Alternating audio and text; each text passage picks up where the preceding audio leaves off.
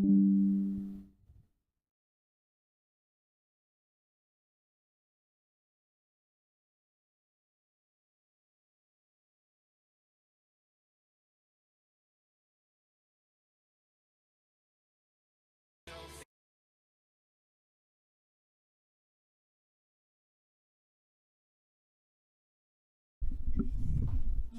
right, hey, what's up, everybody? Good morning.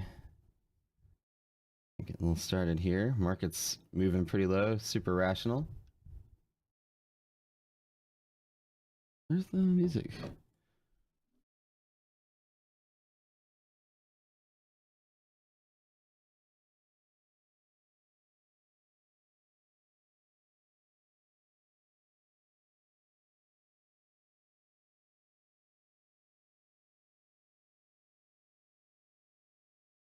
All right, can you guys hear me? Test. There we go.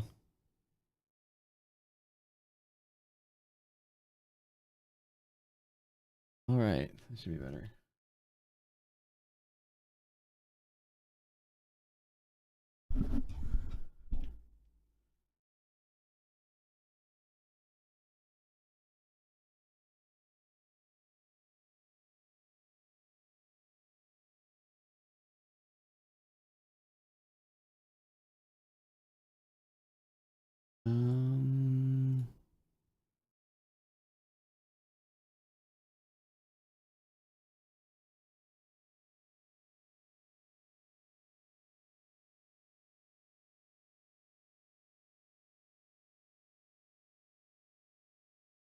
Oh my god, all my displays, everything's all wonkadoodle right now. There we go. What's up? What's super rational, irrational? Yeah, let's talk. All right. No clue what's going on. Can I hear the music? Hold on. Okay, good. Perfect. Let me know if the music's too loud. Market opens irrational today. Let's get ready. Yeah, I don't know what happened. Everything got all messed up on my computer for some reason this morning. All my outputs are all going the wrong places. Okay, let's look. Let's see what's going on. Market's open, irrational outside the bands. I wouldn't put too much thought into anything from here. We are live. Oh, I gotta change the name of the stream. Wait. This was the calendar up front and center. Yeah, so just taking it easy today. Really not much to say. I'm not gonna too far into today. We had the numbers come out. CPI year over year came in slightly higher. Again, it's not getting less. It's not getting a lot more. It's just kind of like hanging in there, right? So CPI today.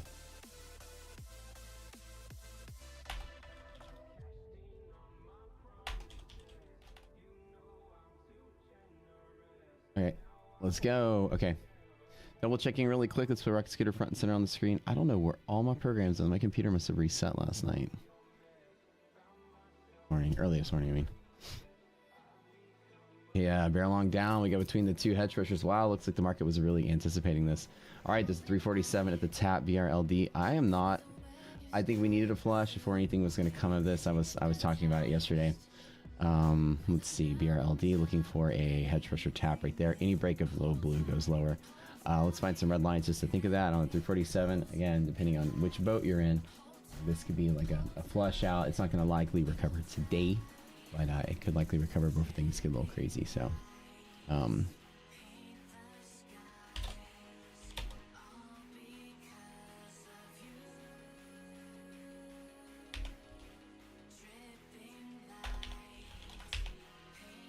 okay, 1 second.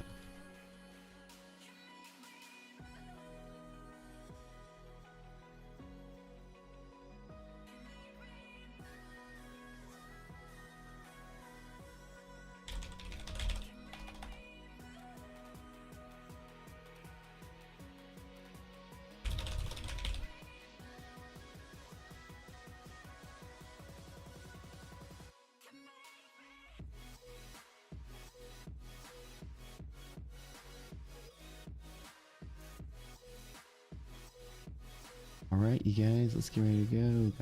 Got it. Just posting everything.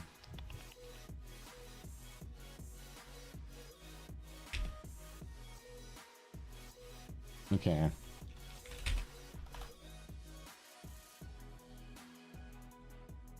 Get some really quick here. Situate on my phone.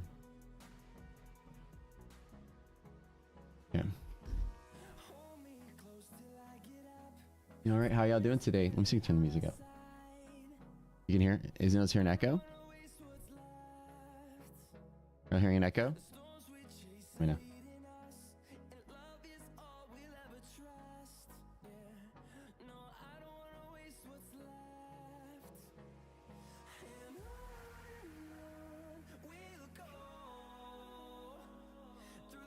Right.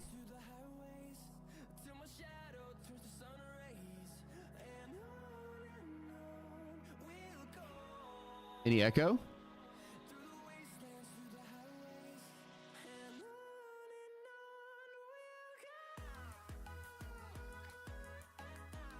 No, just refresh like your YouTube if there's an echo. Good morning, y'all. Let's go. Let's look really quick. QQQ. Sorry about that. I was a little delayed this morning.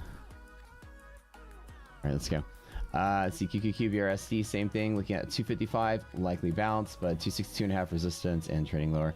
I think we need to see a flush before there's any kind of retrieval, I guess, going into next week or the week after. This is it. So yesterday I was thinking we were kind of consolidating low. There likely be a flush, and then we'll just see what we get going into the end of the day. Things will be okay. Can I show you how to determine? Yes, it's within the doomsday band. Absolutely. Let's go. Front and center here. What you do is we have an indicator. You can make your own. The indicator just basically draws lines, and so against the charts right here, you come in the indicator. You can put in go like Control E and hit the gear to bring up the box. Inside of here, you can see that. Oh wait, how come I don't even have my face is not here? My handsome face. Actually comb my hair so you guys can actually see me. Hold on.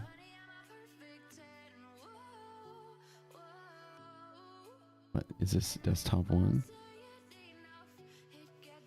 Here's me. Oh, everything got reset. That's what it is. Oh, howdy, y'all. Okay. There's me. There's me. Ooh, we're in the dark. I don't know what happened. Like, my computer just went crazy today. Okay, we're back. Yo. All right.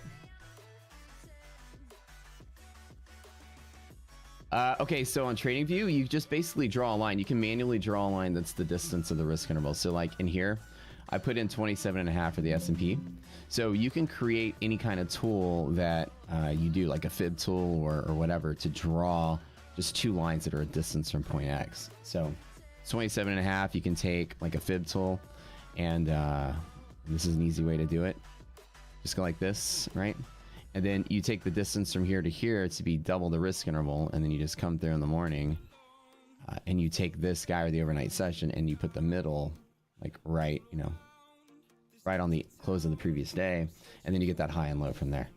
Easy way to do it. I mean, you can draw. As far as creating an indicator on TradingView, you have to write in Pine script. Just draw lines. Awesome. 80.13. Geez Louise. Yeah, that CPI was good. We needed that flush out. Very, very small probability this turns around today, but I'd like to see this flush out going into maybe like this week and next week. So there is that reversal potential after a flush, not typically on the same day, but that's good to see. Let's double check VIX, make sure we're not outside. Ready? Our 10-second check. Number one, VIX inside the risk interval. We're good. Number two, we are outside of doomsday bands. That is irrational. Number three, there's a catalyst in the S&P. We talked about that yesterday in the video, and let's get our... did we make a... I think we made a box. So we'll draw a little box just to kind of show catalyst on non-farms. Okay. Let's go back. And we have this guy right here. There's that catalyst, right? We basically nuked that catalyst. That's out of the way. Let's come down right here. Again, irrational on the... completely irrational. It's kind of funny. We're on the one side of the band, now we're on the other. So even below here, like anything inside of here is still technically considered irrational for the day, which is crazy, right? That's a huge run. And I think I think that is kind of what needed to happen. I think that this is the sign of exhaustion. This week and next week will probably be a pivoting week. So I'm good to see that the market finally flashes, anticipating something would happen. Had a talk yesterday with a friend about that. Now going in 2 weeks or so, it's probably going to be where we bottom out, right around earnings. So we'll see, though. We'll have to see. The inflation numbers came in right at par, like a 1/10 of a point higher. So when you think about that, that's not necessarily the most important, or the most, yes, important metric in the Fed's decision making, I would say. So Wall Street's responding in a way that you'd expect them to respond to lack of good news. So just any downside is here. We have this red line that's been sitting here forever. This guy has now been completely destroyed. I'm gonna go back see if I can't find any more on the S&P. We're gonna find those downsides. No entries yet. I'm probably going to hold off on today and then look for something tomorrow. I am also flying out tonight. I'm gonna be out of town for about 10 days, so I'll be streaming just from my mobile setup. I don't have all the cool features, maybe even a camera or even my handsome face, but I'm gonna try my hardest. Okay, I'm gonna try to find some gaps that haven't been filled in the S&P. I'm gonna go back as far as I can go.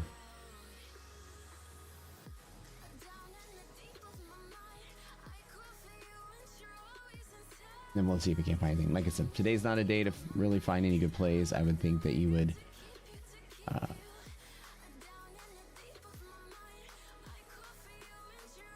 probably all be on the same page. Let's get back. Daily chart any further. Okay, so basically in that 3,500 range down here, I'm going to try to look for any kind of gaps that haven't been filled. So filled.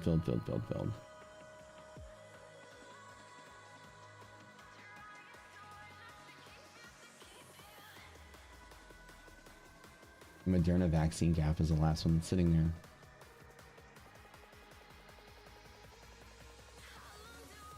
Right. Okay.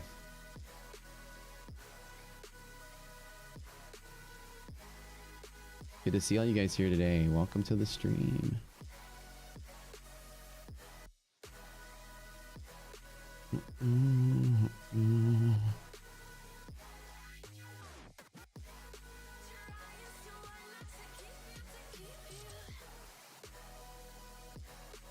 Okay. Let's take a look at it. Let's see if we get any kind of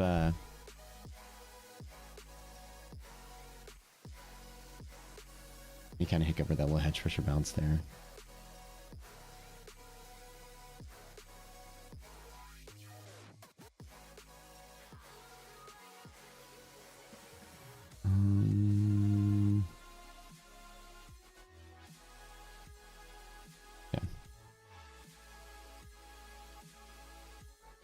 I pretty much lost everything on my screen.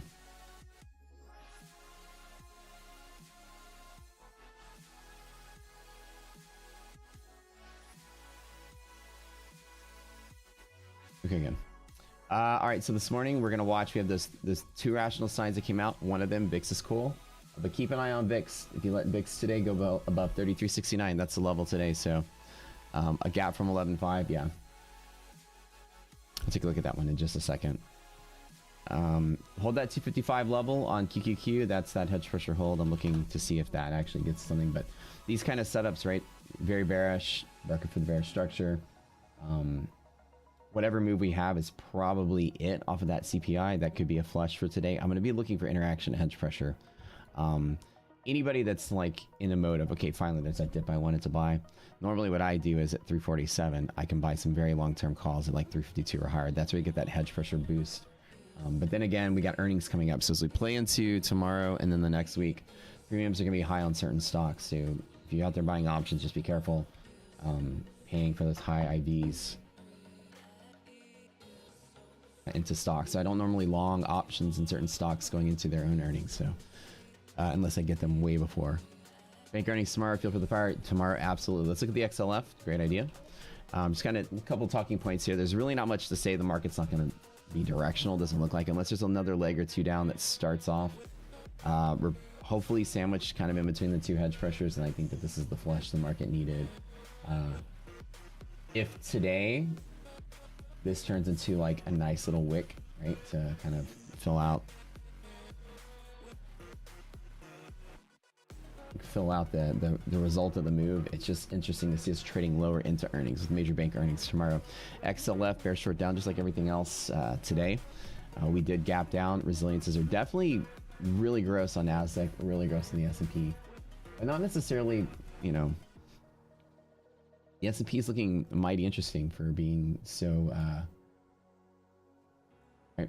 We're basically being so much of a gap down. The S&P resilience is actually pretty nice.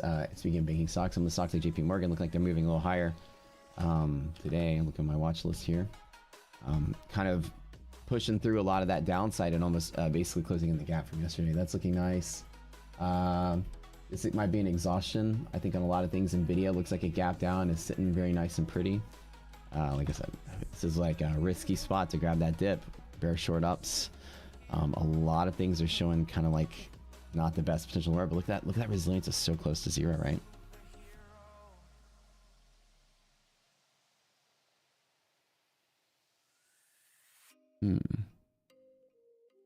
Interesting.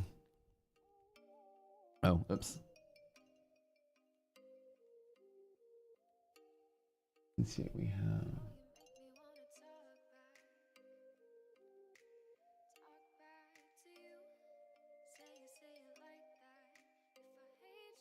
Keep saying like all my buttons are all over the place. Okay, wait. Everything's moved around on my screen. It's so weird. Referencing all different places now. First. 8.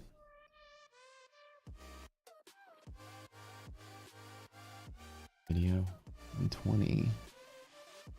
Yeah. Taking a look at NVIDIA. I'm seeing if there's anything here.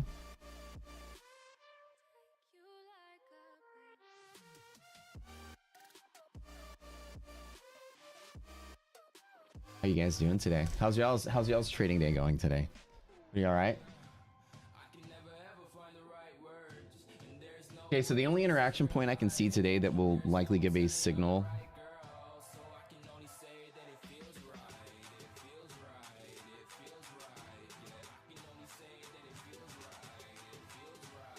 I will look today is going to be VIX. Right, so the S&P is down, the irrational territory. VIX is going to likely fight for that one risk interval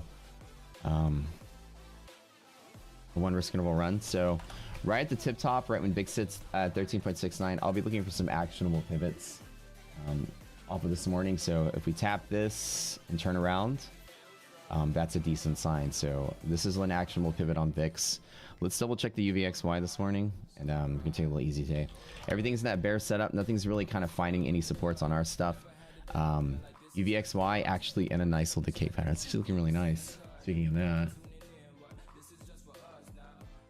JP starting to run. Wow, we are getting some stocks starting to move. Disney's rushing to fill its gap too. Let's look at Disney. Disney today. Wow, things looking super nice. So a lot of stocks that, you know, gap down, at least running to half gap with resilience pushing above zero. That ain't the worst sign in the world, folks. Not the worst sign in the world, I can tell you. JP's about to break yesterday's highs. Well, now,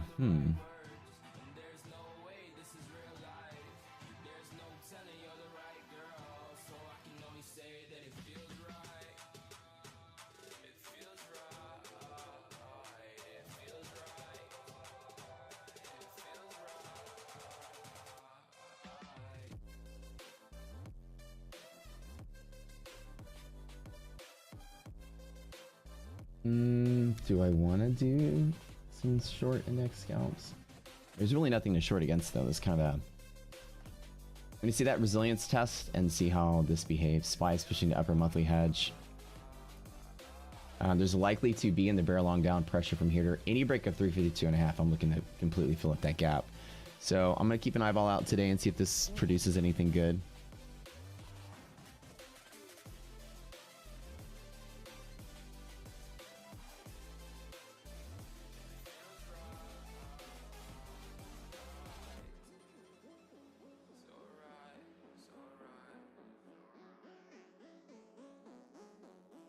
Hmm.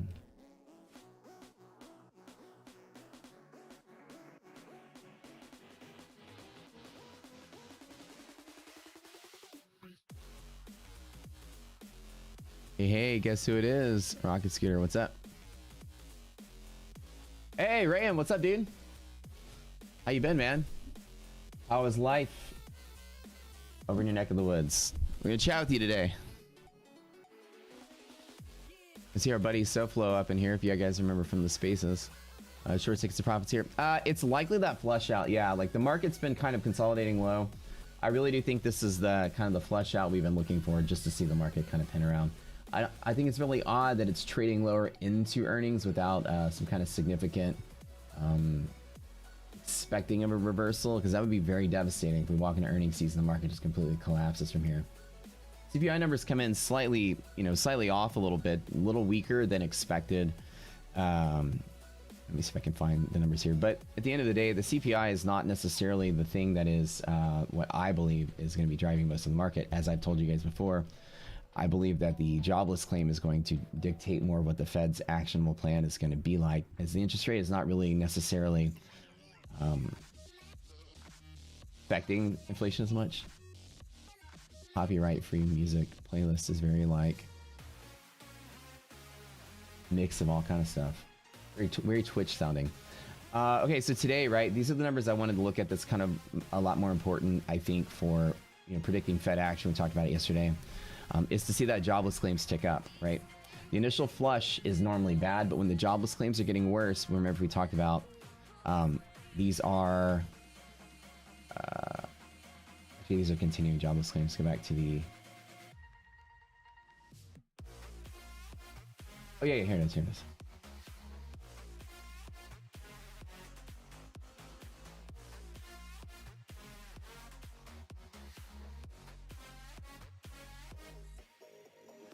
That came in as a miss. Continuing jobless claims slightly higher.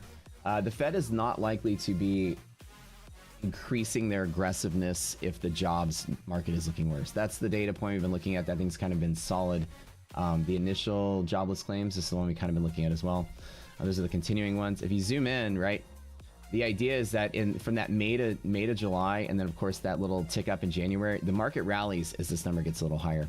It's just something that you're going to see because Wall Street knows that the Fed's going to be less aggressive if the jobs market starts to create that kind of impression that we're going to be turning down. If we're turning down the jobs market, we risk having stagflation. The Fed has a bigger bailout that they need to come up with later on down the road. So just keeping in mind, I was expecting this number to be bad so that we can flush so the market can rally and reverse from here. A worse than number of jobs, worse than expected jobs data or unemployment data means that people are losing their jobs, and the Fed is not going to aggressively tighten us into stagflation. That'd be the stupidest thing in the world, because Powell's trying to avoid risk now, but a bailout during stagflation would be monumental. And I know Siflo's in here. He's good at a lot of this stuff. He'll probably comment on that, but the idea that bad news is good news is what I've been trying to trade. The two waves up we had have come from increasing first-time unemployment claims, so people getting laid off that week and that month. Yeah, so back to the CPI numbers, right? It's like knee-jerk reaction on all of these together, right? The economy, the bad news for the economy is that you're increasing jobless claims. It's lower productivity, and that's usually fulfilled months later. The quarterly reports will reflect a lack of productivity from those participants, right? If people lose their jobs, then the company either has one of two things: either they produce less or they're more efficient with the money that they save with cash flow.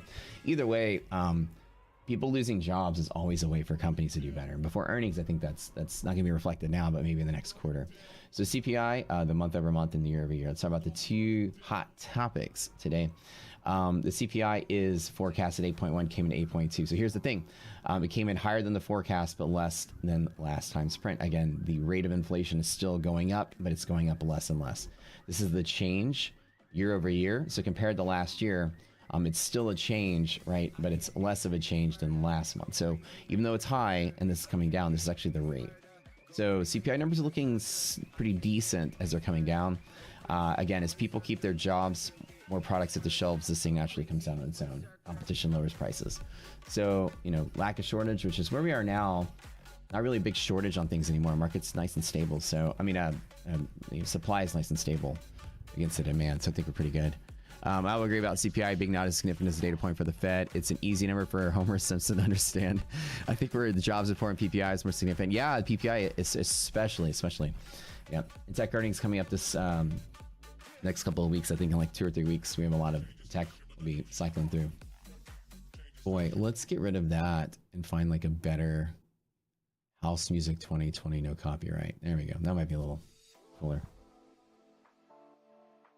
There's that MHP tap on the S&P, so keep an eyeball out right here. This is that upper limit that I'm looking for. Any break of monthly hedge pressure is going to be a gamma squeeze to the upside. Let's go ahead and mark on our chart so where that would be in case we get a little run.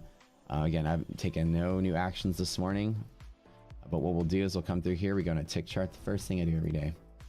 Right? Don't you think that my theory is basically, you know, during quantitative tightening, during the announcement of quantitative tightening, you know, the Fed saw that we had just a massively liquid market. There was enough people still covering from COVID 2 years later that the people selling into that news or that rumor was enough to keep the market from just collapsing outright on the news of QT and rate hikes. So now the market's still surprisingly liquid as people are still buying the dip and shorts are actually covering down here. We're seeing that in like the futures data reports, commander traders and such. And so that the idea is that, you know, it's essentially the Fed is going to drive their policy as hawkish as they can. I was explaining it like you're driving a Lamborghini, right? And you're accelerating until like, you know, the car starts to skid and shift. And then at that point, you're going to back off. And that's what I feel like is going to happen, is that I feel that you'll have the Fed push as hard as they can until they start to see it may have an effect on the economy, because they don't want to have to be in a stagflation bailout situation in 2 years. So if the jobs market, which is Powell's rhetoric, right, starts seeing like it's threatened, that things are getting worse, people are getting laid off, unemployment's going up, whatever, is that Wall Street will forecast that is a hint that the Fed will become more dovish, less aggressive rate hikes and things like that, and that'll turn the market around just on that psychology alone. So essentially, I'm like looking for the jobs market to start ticking up, and I started looking at some data points, which is really nice, and I'll show you this one. I'll show you guys this one. You didn't see this one yesterday. If you actually look at the first-time jobless claims, which is usually like seasonal data and stuff, kind of works its way into it, but you'll see, right, from about December until the end of January, there's an uptick, and from, you know, kind of like early June or May until August, there's an uptick, like basically a wave up of jobless claims. And you'll see that in any, like a SPY chart, for instance, you can look at that early January kind of wave up. We're back here. One. Let's go daily chart a little easier. And basically that's what you've been seeing. You've been seeing shorts will cover when the jobs market starts looking good, like starts looking worse. And that kind of like January uptick was, you know, this kind of like a couple of weeks right here. That May to August uptick was there. So this wave and this wave also trended or pushed higher or squeezed out some shorts on unemployment numbers going up. People filing for first-time unemployment, like losing their jobs and losing their seasonal jobs. So Wall Street is perceiving that data is bullish in both times, and mostly it's, this one was more shorts covering and this one was actually longs buying, but the market was low enough that was a value. Mostly there were short squeezes here from the futures commander traders. So seeing that the market is going to respond with a knee-jerk flush off of that, I'm hopeful to see that the pattern likely will continue going forward. So I'm gonna do a monthly map. I'm just being very hopeful that the market just needs to flush out some of this old sentiment, and then, you know, the market's just very liquid or going to earnings. It just would be very devastating for it to crash so quick while it's liquid. The mechanisms I don't think are there. Personally, I think the market's liquid enough to still sustain after this flush. I think it should be okay next week. So, but we'll see. So a SPY monthly map, the easiest thing to do. We're going to put up on Rocket Scooter, we're going to map out the risk 1 month out. So the 14th, which is coming up, we're going to take a look at where those positions are. I'm just taking these boxes and just kind of drawing them out. So Friday you have 55 and 58 here.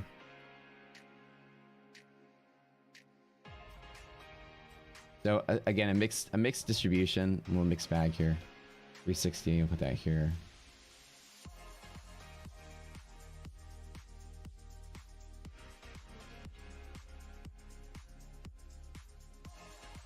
and that is here, and then 362 is higher.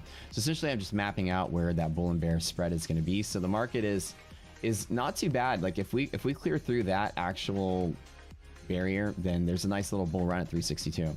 So on the bull side, for those of you that are looking for where that bull side break is, at least for tomorrow, it's 362. It means you fill this gap. Going into monthly expiration, which is the 21st. Let's see what SPY says where that break is. 395. Oh, we're all the way down here. 80 and 85. Actually, even lower. So 80.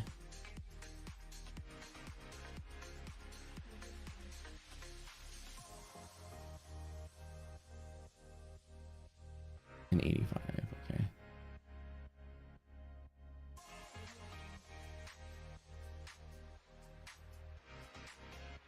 The way this pans out, yeah, I like what you're saying.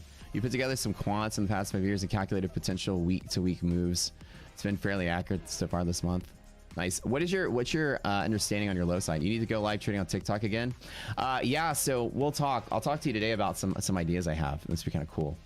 Kind of putting our heads together. Yeah, love being on YouTube. It's nice. It's been about a year, and it's going to take the break to develop the platform, but it's actually really nice to have that. So 80, 85, 90, 95. Okay. So there's a break. Again, like the market is, there's a clear path from 62 to 80. This is how monthly map works. So if we do fill this gap next week, we're going back up to 80, which is nice. Okay, so we'll just double checking some levels. Obviously an MHP break on the S&P is going to be the 25 tick really quick. Let's get those impacts on here. I'm going to find those resistance points. These are two of our tricks, the Rock Scooter. Make sure you guys go to rockscooter.com. Link in the description. You get a free trial of our platform. You can play with it and have some fun. Alongside us, okay, there's that. Come down here and look. That's not even a clean act. Interesting. Let's map this out on the ES and see what the ES looks like. It'll be a little cleaner because it's not a little bit more. There you go. Yeah, velocity logic triggering you guys. That's it right there. You see this?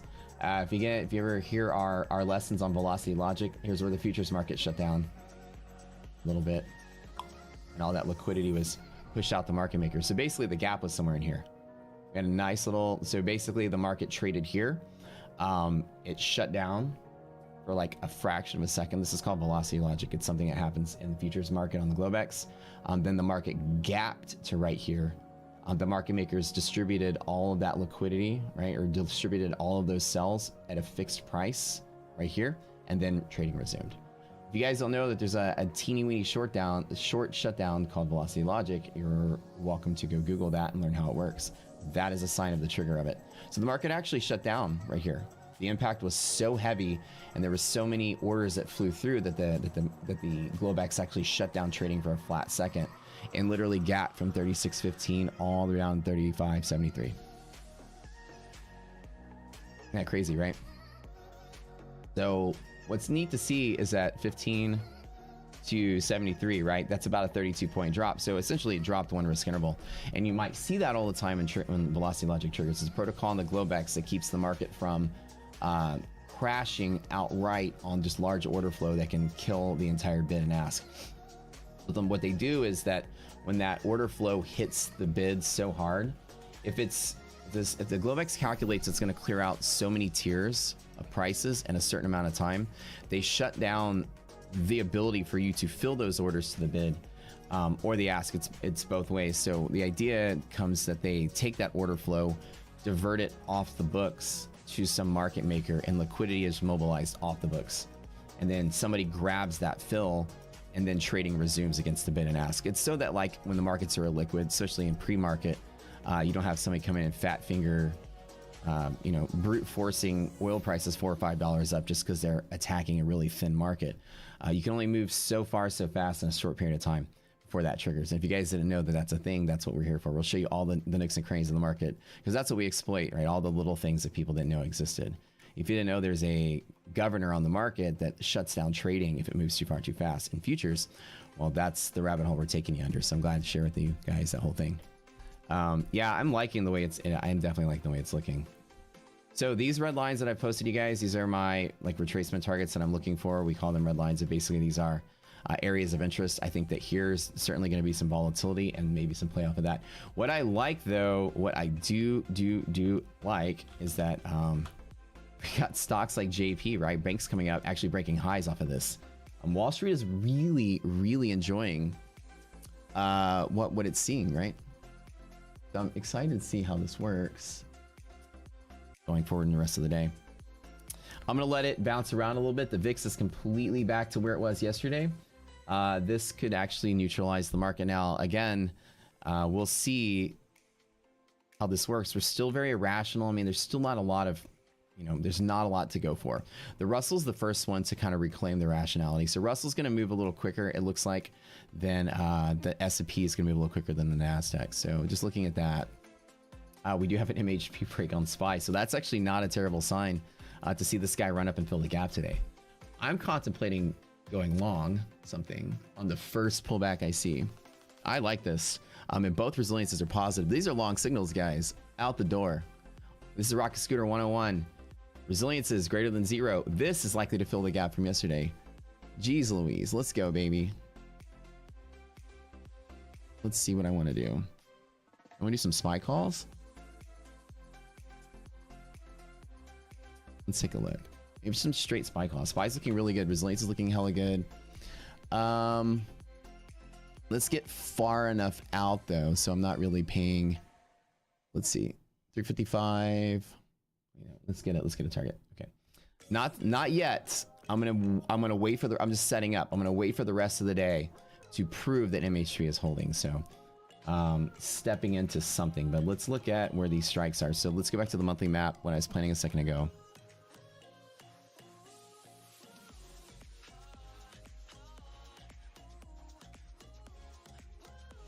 It's correlating with the, yeah, it is definitely correlating with the NQ. So on the monthly map, it looks like even 360, that resistance is what I'm looking for. Today's resistance at 355.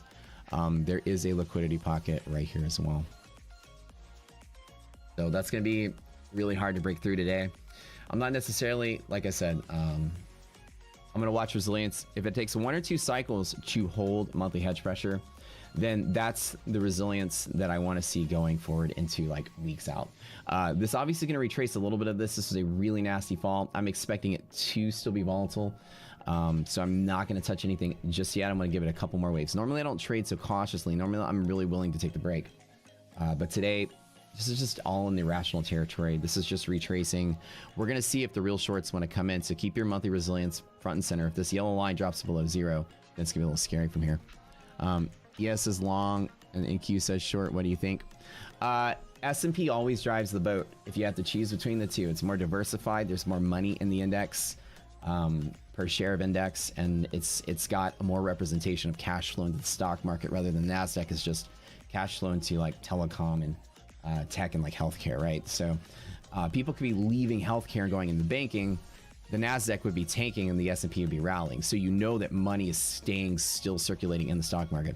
The S&P more accurately reflects sector cycling. So when you have to choose between the two, the S&P is the one of resilience that we look for to be the more important one to gauge the market. You took a high risk SPX 21 October 3650. Oh, yeah, I'm looking at even 28th of October. I'm trying to bury out just a little bit further. But those IDs are super high. Let me find the upward target I want to get though. You doing about 355s? Yeah, I don't want to go too far out. Okay. Yeah, 355 is great, I think, for going into that term, going into monthlies. Yeah.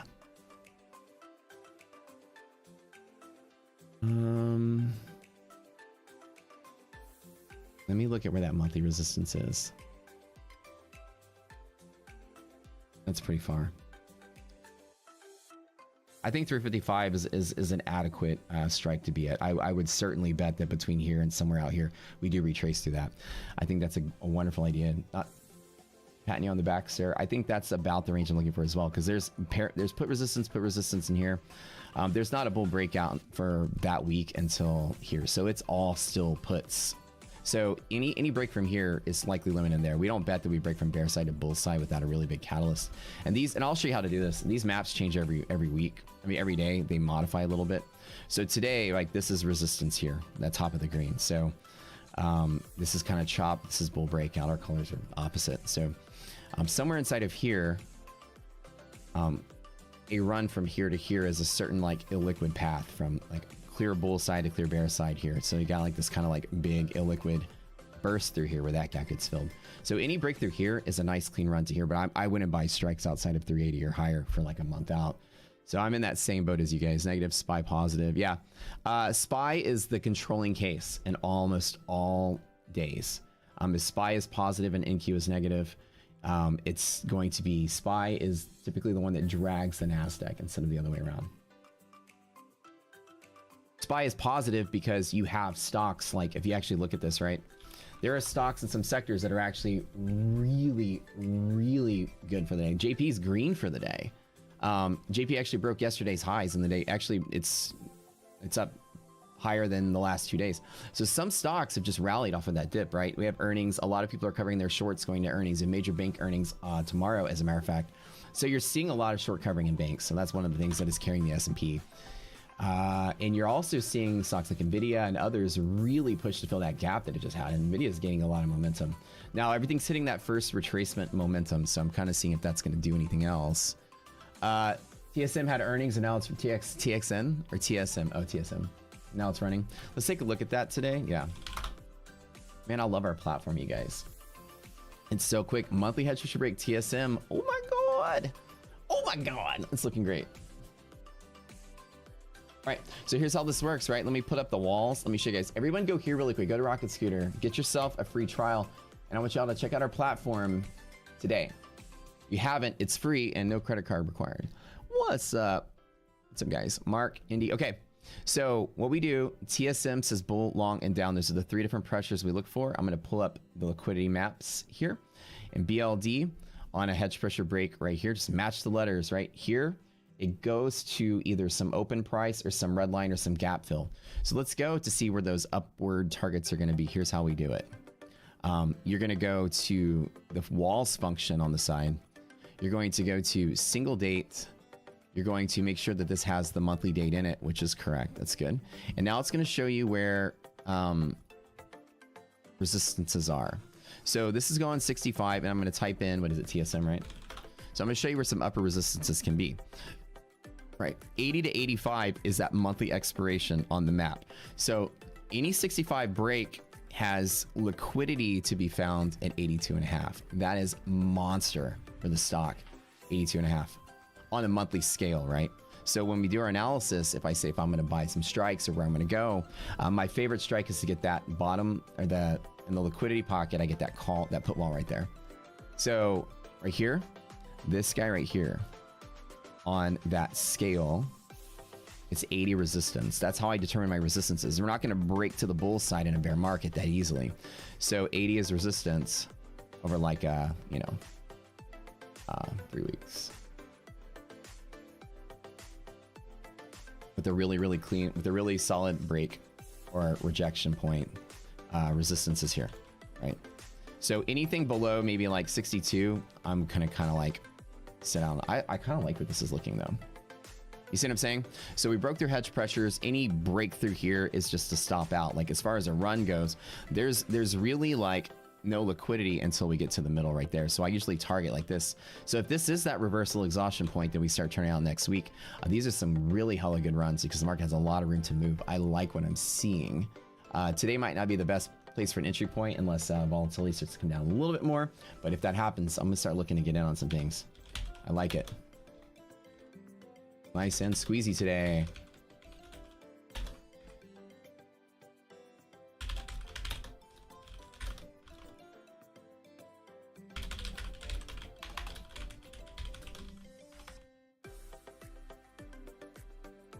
You guys like the stream? You like the new format? We're actually gonna have a bunch of cool stuff, not just like me streaming.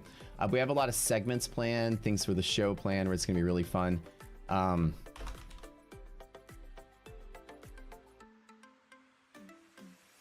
They'll have segments, other guest speakers, a lot of really fun stuff.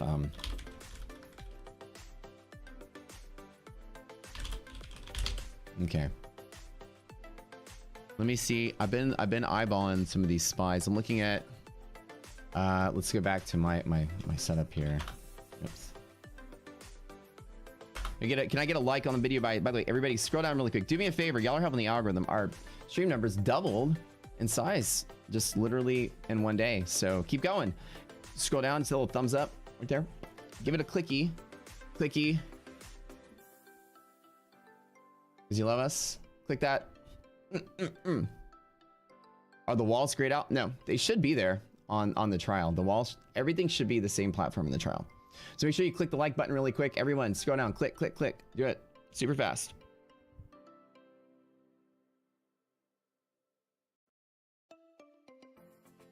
$380 or $355? Yeah, $355 I do like. Man, that is so close to the money. Those are going to be somewhat expensive. Especially going far out.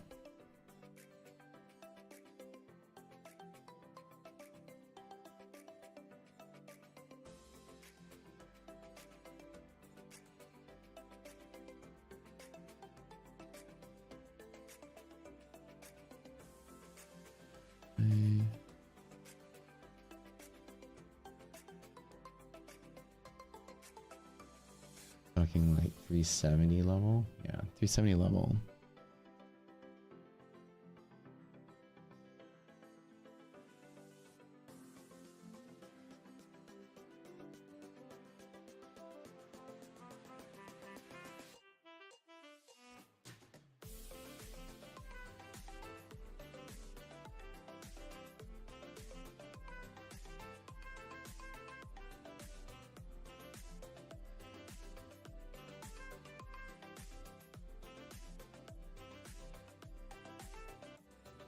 I'm grabbing me some SPY 370 October 28th.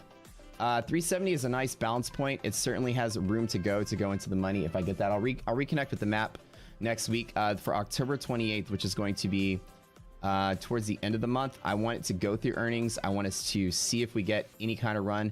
If I do close in this gap and get close to it, I'll take profit at the money. But yeah, so I did. I loaded up on some of those guys just a little bit ago. Again, I've got some, just to kind of type it out, I got some 10, 28, 370 SPY calls. I'm not aggressively looking for those to go into the money this week, but they're cheap enough that I'm going to take a little burn on them. Yeah. Because my birthday's next week. Yeah, those are the default colors, by the way.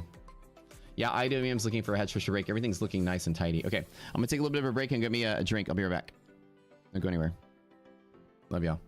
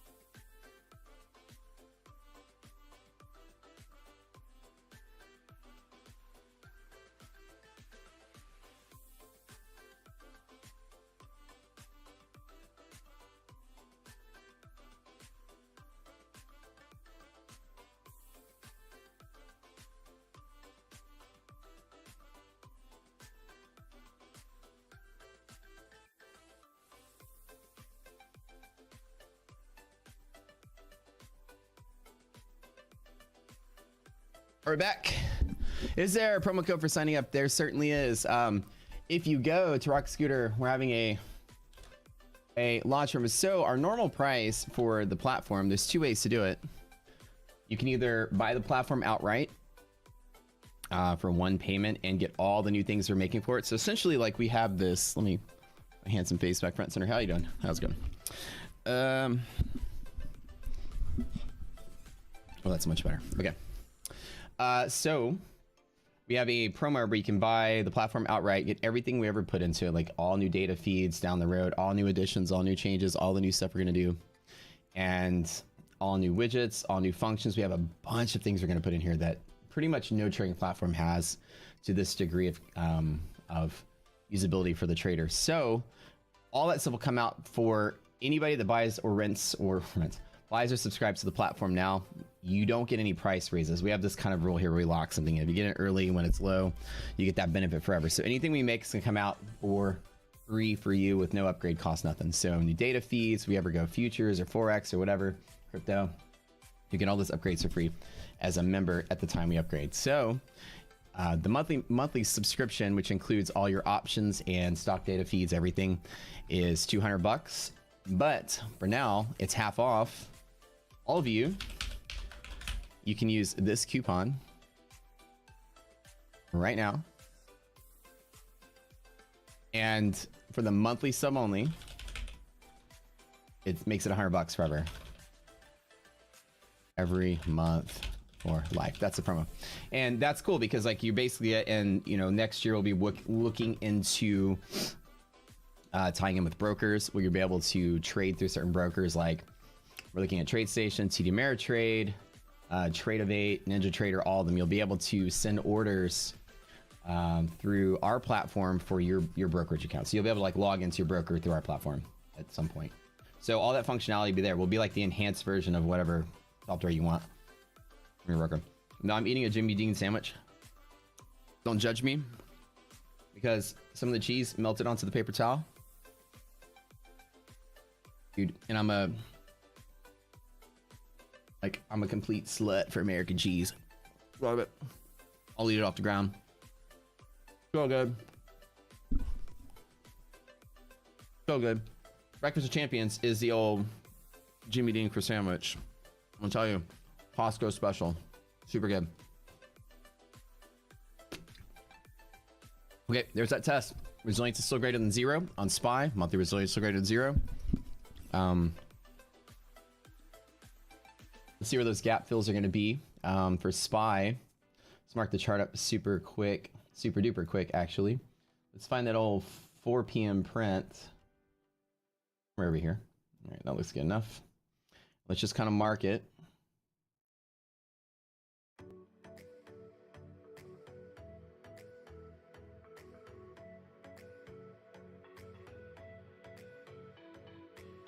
Yo, Ryan, if you're here, hit me up at Discord or just text me in 30 minutes, whatever you want to. Okay, so there's a gap fill. That's the closing price. When resilience is greater than 0, what we expect to happen from here is that I look for the gaps to fill. I think that's a great particular setup. That. Again, like I said, I want to see a few cycles. I want to see this guy sustainably hold over the course of the morning. More hours of this. We have European markets closed in 1 hour.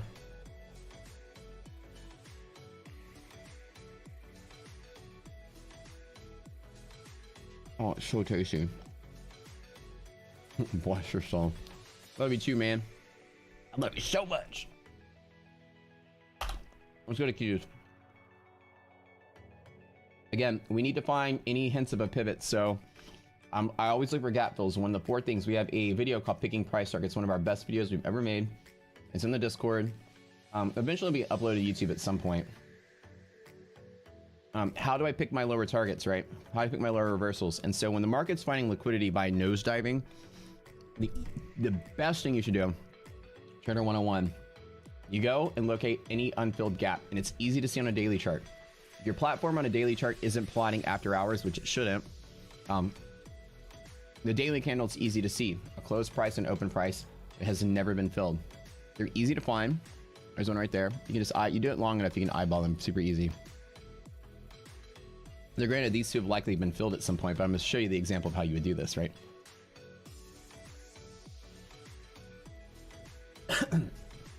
Okay, so an example, right? We have the market nosediving today on CPI data. Also, we had some jobless claims, first-time jobless claims come in. It was a tick up. Now, again, my thesis is still riding on that idea that as the jobs market is looking a little more challenged, I'd say that the hint of what Wall Street's been doing is that when that unemployment number or the unemployment jobless claims have been going up, unemployment filings go up, is that the market's been ticking higher. General, right? You're going to bet, or Wall Street's betting that, you know, Fed's going to be less aggressive on their hawkish stance if the jobs market's being threatened, right? Because it's a risk of stagflation if they, you know, tighten us into a really bad recession. So markets nosediving today just on that knee-jerk reaction, right? CPI came in year over year is a tenth of a point higher, which again, inflation's not really driving the Fed's hand as much as you think it is. Like somebody said in chat today, it's a number that Homer Simpson can understand. It's a really smart, funny way to say it. It's just an easy way for people to kind of wrap their head around something. Inflation's caused by a lack of things, a deficit, like lack of raw materials, lack of transportation, lack of labor back in the day when we had those problems. And so the inflation is built into the final selling price of the raw materials and labor, which is called cost push inflation. It's a different kind of inflation. It's not caused by raising prices. Yeah, use that coupon code. Bro, welcome, Daniel. Love you, dude. Yeah, take a look. Yeah, you guys can sign up. We're trying to build our member base up. So, you know, our developers can finally start eating real food. You know, right now we just send them pictures of food and we stare at it and we can't wait to eat. So you guys signing up, helping us pay the bills. I love y'all. 100%. Here I am snacking on a Jimmy Dean sandwich like I'm a fucking Rockefeller. Cheerio, charmed. What, my rich guy food over here. Well, seriously, we love you guys. Appreciate y'all. Our developers work really hard, and we do employ a bunch of people. So it's really nice that you guys are supporting the cause. They're putting their heart and soul in this platform. As passionate about it as I am. Okay, I know I was recording this, so let me start over. I'll just edit this part out. Essentially what I'm saying is that the catalyst came out and the market has taken a little bit of a nosedive. Knee-jerk reaction to inflation numbers, obviously bad. Uptick in unemployment claims, obviously knee-jerk is bad. The unemployment problems, not necessarily bad for the economy, because if people are losing their jobs, like for right now, you know, companies are not laying off efficient labor, that's for sure. If you're getting laid off, it's probably because you're in the bottom 10%, no offense. You're like the Netflix from home and still get a paycheck type of employee. And that company's better use, no offense to you in your situation. If this is you, so take no offense to this, but the company's better off taking that salary they give you and investing it in something that can actually be productive. So the surplus of you know, work from home types are going to get eliminated probably during this environment, which is, it's understandable. But that free cash flow is great for stocks. But that doesn't get realized until like quarters later, right? So we're going to look for Wall Street to forecast against that. And like I'm saying, I think that the idea that every single wave up we've had in unemployment claims, we've had short squeezes, and actually last time a long rally in the market. So people bought against that data. And the only plausible explanation is that, you know, the Fed is aggressive on their policy right now and very hawkish. If the jobs market starts to look really bad, you can bet that JP is going to dial back on some of that aggressiveness and be less aggressive. And that is the sign that Wall Street wants to hear to go up to a new, like, you know, a rally. Basically, rallies don't come out of bear markets until you get rate cuts.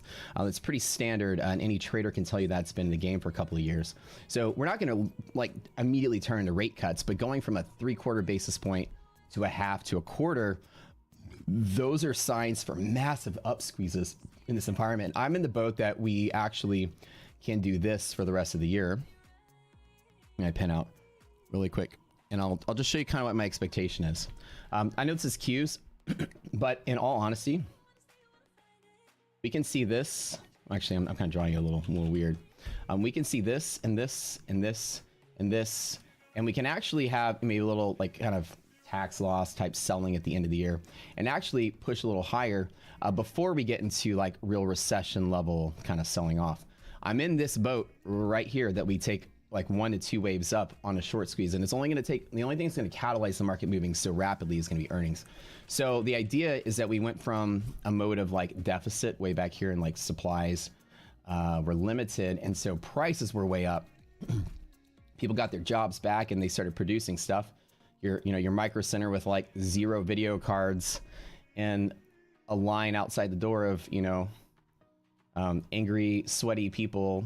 I was one of them for the lottery and micro center that was like, if we draw your name, congratulations, the 3080 Ti that we have this week is yours. And yeah, so like that was life in the 2000s, and now Micro Center is like got graphics cards literally stacked to the ceiling from the floor, and I took a picture and actually posted it. So like, this is obviously NVIDIA chips, and so the surplus is there, and surplus has driven prices lower, which is normal in cost push inflation. The only remedy to that is stocking the shelves. The boost of prices, the inflation is actually mostly experienced not in the primary market, but the secondary market. When there's 0 of something, these little sweaty kids that got the one graphics card, they went to eBay, right, and flipped it for 150% profit, right? They sold, I bought my 3080 Ti for like $2,200, and they're like $800 graphics cards in the middle of 2020. So back in the day, right, inflation was a thing, and inflation's still really high, but it's starting to taper down as people are starting to, make stuff, and it's hitting the shelves again. And the secondary market's almost eliminated. Nobody is going to buy a graphics card on eBay anymore for anything over the MSRP, when there's plenty of new ones sitting there, and they're literally stocked to the top. So you have 2 effects that we're going to experience when it comes to the problems that we're going to face from that. There's a lag time from when the materials were bought, when the silicon was bought, when the stuff was manufactured, when labor was high. So what happened is that, during the time of shortage, let's just say raw materials and labor, price went up. So the fixed price at which you sell, right, they're not going to raise the price at the store. They're going to try to, the store might a little bit, but any raw materials and labor is going to nuke the margin of that particular thing that's being sold. And we're going to be experiencing that now because there is a delay between when they bought the stuff and when that stuff made its way through production, and then when it hit the shelf, it got shipped and went to the shelves. So in the mode of when everybody bought stuff, raw materials were high, margins are going to be a problem. So I think, and maybe SoFlo can kind of come in and chat on this too, because he talks a lot about this. But when you come to the earnings season reports, one of the most important things I think that's going to be reflective of the now is less profits with more sales. So clearly, like if you only had 10 graphics cards in a micro center and they were all bought, then, whatever company, I'm just your graphics card as an example, whatever company only sold as much as they can produce. There's a throttle. They were capped on their total production by everything they made, we bought. And so the sales were down. And what was their actual effective sales? Like what could they have sold, right? Had they had no bottlenecks or anything along the way. And so in this particular mode, you hit a limit on you can sell everything you make. And in Texas, we have a saying like in Bluebell ice cream, we eat all we can and we sell the rest. I love Bluebell. If you haven't had Bluebell ice cream, as the quickest way to an early grave, the thing we do in Texas here is, ice cream, according to the FDA, is milk, sugar, and ice. That's it. Bluebell is been argued by ice cream aficionados is not being real ice cream, because in Texas, fatties like myself, not only is there milk, sugar, and ice, but there's also high fructose corn syrup, because we didn't want to have one heart attack with sugar. Just a little side note. We actually put fructose corn syrup in it as well, because we needed it to be fucking sweeter than just having sugar. Do I like Terry Black's? Oh, the barbecue place in Austin? Is that what we talking about? Jason? Terry Black's? The one with the, is that the name of it, right? The one with the black margaritas? Oh yeah, dude, I love that place. They have a black margarita. Yeah, it sounds so gross. They have a margarita that's black. It looks like oil. It's super good. I forgot what's in it. Activated. It's actually some kind of food coloring, because poop is green for like 2 days. So it's like some kind of food coloring mix, but yeah. That's yeah, I love that place every time I go. It's over there off of what's the name of the area? Yeah, I love it. Pretty good. I just got some here, let me show you guys. I grabbed some October 28th 370 SPY calls. They're in the green by like $100. Not really moving that much, just kind of like right here at the start of things. So actually I'll put that on the screen in just a second. Let me make this full screen and then I'll try something different. So anyways, what I'm saying to you guys is that what's really going to move the actual market. So right now, for this is an example, let's use the S&P. And what's really going to make the S&P move from, like 350 to 420, right? That's a 20% move. That's 70 points on 35. So to go 20% in the stock market is ridiculous. You're going to need stocks to move like 50 to 70 to 80% to get the entire index to be valued that much. So during earnings season, when it's going to be a mixed bag, the only thing that's really going to get the S&P moving higher is really good earnings. So to see us move like a wave up and a second wave up here, we almost need to go through 2 earnings seasons to clear out all that deficit. Remember, if you fall 50 points lower, it's less of a percentage that you need to reclaim more of a percentage going up. So just think of it like this, right? If the market was worth 100 and you fall to 75, it's a 25% drop. To go back to 100, it's a 33% raise, right? So on a percent basis, and remember, markets move on percents, not fixed dollars, is that you can see that people gauge their risk on like percent loss. Margin calls are based on percent investments and things like that. Percents are important. So if market fell 25, it's got a lot more ground to gain. So this move and this move is not the same move. This move is a bigger gain than this move was a loss on a percent basis. You just think of it like that. So the idea is that for the market to literally reclaim any of this, you need some really big catalysts going forward. So what are they going to be, right? The catalyst can be anything, but the major moving catalyst that we know of that can move the market very rapidly is going to be earnings, and earnings season is upon us now. We got earnings here, October-ish. We'll have earnings like at the beginning of the year as well. So inside of here, I really do think that we end up like that. And then the question is going to be that in this time environment, we're going to have seasonal layoffs again. So the market will have an uptick at the beginning of the year, just like we did last year. You're going to have likely the jobs data is going to be looking a little sluggish going into the holidays. Holiday sales might be down or they might be up. We never know. So the idea that I think is that the market's going to have 2 waves up, little end of the year selling, continual rally to the end of the year. And then right here, people are going to be asking, what is the Fed going to do? All eyes are on the Fed. That's all that's moving the market these days. If the basis point hike is 3/4 and it stays 3/4, like something like that, then the market is likely to not continue to get lower. It's likely to stay range inside of here.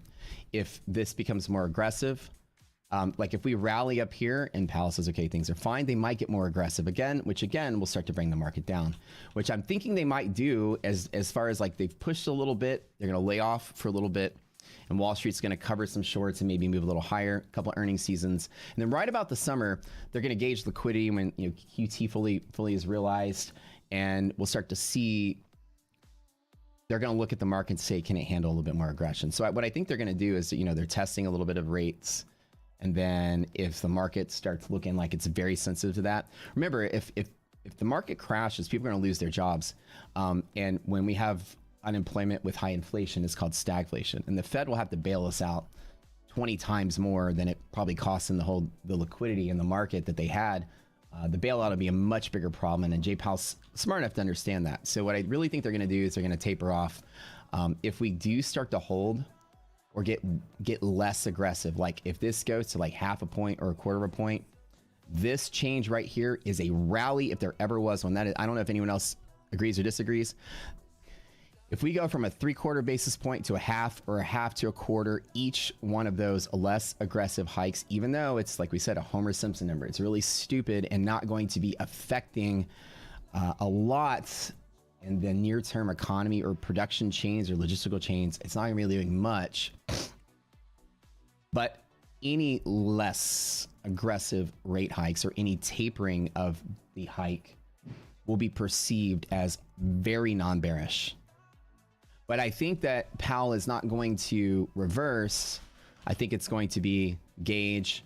Maybe they have a handle. If they decide to drop rates, just if they said like we raise a quarter of a point, let's go back to the chart. Right, I'll give you an example. And this is what I'm going to try to say. As a trader, you want to get like 3 or 4 steps ahead and try to see what's making Wall Street motivated. Like they're going to try to price something in before it happens. So let's try to think about something before it happens. Let's anticipate, and we'll be engineers here, right? And try to walk ourselves into a solution. Let's go to FOMC rate.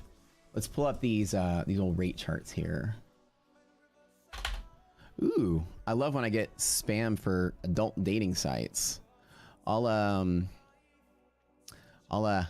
hit you up after the stream. I'll let people see the naughty stuff I watch. It's private. Snorting into the mic is just lovely. Thank God I didn't pick my nose in the mic. I used told that I do that as well. I tend to like pick my nose a little bit sometimes.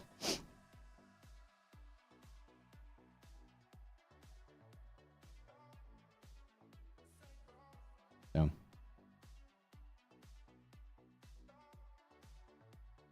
I also have like nervous tics, so sometimes I'll make noises or grunts or whatever. This was like overstimulated on coffee. It gets a little worse. We get an Iron Man cosplay for Halloween. Oh, because it looked like Robert Downey Jr. Well, I mean, kind of like didn't want to break YouTube so early on into my streaming career, but I guess I can drop the sexy if you guys want it. I mean, I guess. Why is my platform a little off to the side here? We need a little space in them call walls.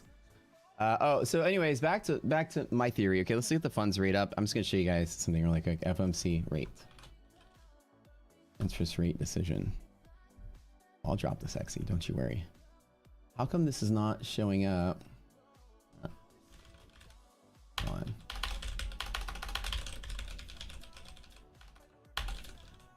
I'm gonna teach you guys something really neat about trading and trading for a profit, right? To try to become a day trader that's full-time, to do this for a living, discipline. I know there's a lot of talking points people have that really have no actual meaning, and I always get pissed off when they're like, oh, you should have discipline, you should, trade with risk management. And like, there's really no, as an engineer, you can't just give me a word that sounds good. You have to kind of tell me like, what steps am I taking to get there? And most people just say that the feel good talking points, not really any steps. So here's, as a trader, here's the steps, right? You need to bet on something happening either fundamentally or technically, or in our case, positional risk, which is our type of analysis.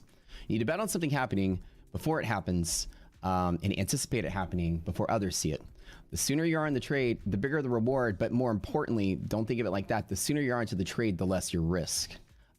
Because if you get in later on the move, your drawdown is bigger than if you got in earlier. So in general, think about the sooner you are, it's not only better for your reward, but it's better for your risk. Risk or reward are like your total trade is like this much, and where you entered is in the middle, right? The closer you are to the bottom, it's less risk, more reward. So it benefits you both ways the earlier you are. So as a trader, your job is to get ahead of something and not join the pack. If you join the pack, the only people that you win from are people just more stupid than you, right? People that are more FOMO and more erratic and twitchy and tweaky, like, I gotta get in on this, right, than you were. So you need to be as first as possible without being a complete numbskull on trying to be first on every little move, right? So thinking about what you hear in all the spaces, we have a lot of friends that are really good at fundamentals and a lot of people that I kind of run with on Twitter who are like a zillion times smarter than me. I have no idea what the hell they see in me, but they somehow still keep me around, which is kind of cool.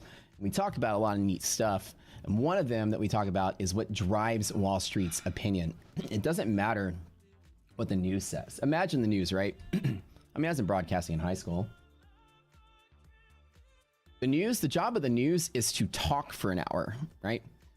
It's not to be like a PhD in economics. It's not to be a real-time trader. It's not to understand the markets whatsoever.